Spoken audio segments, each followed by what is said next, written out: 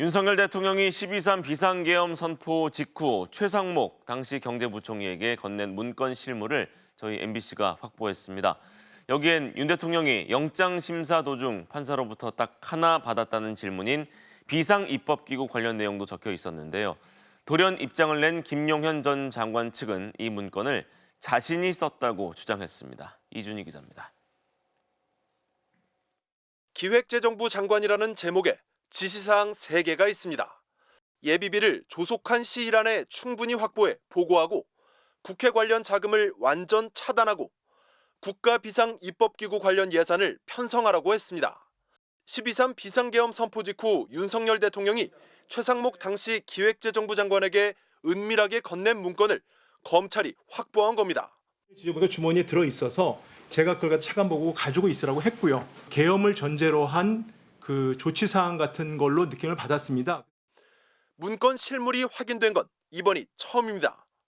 헌법상 아무런 근거가 없는 비상입법기구를 만들려고 나라 돈까지 끌어쓰려고 했던 문건은 비상계엄의 국헌문란 목적을 입증할 핵심 증거로 꼽힙니다. 관련 증언도 많습니다. 제 소관이 아니라서 정확하게 기억이 안 납니다만은 이제 계엄 관련된 예비비 관련 그 재정 자금 확보 이런 정도로 제가 기억. 검찰은 문건에 나온 비상입법기구가 전두환 군사반란 세력이 국회를 해산한 뒤 만든 국가보위입법회의를 본떴다고 의심하고 있습니다. 국가보위입법회의는 정치인 활동 규제 등 신군부 입맛에 맞는 온갖 악법들을 통과시키며 전두환 정권 장악의 토대를 만들었습니다. MBC가 확보한 문건을 계엄 포고령 문건과 비교해보면 비슷한 게 많습니다. 제목 아래 밑줄이 그어져 있고 문장은 동그라미로 시작합니다.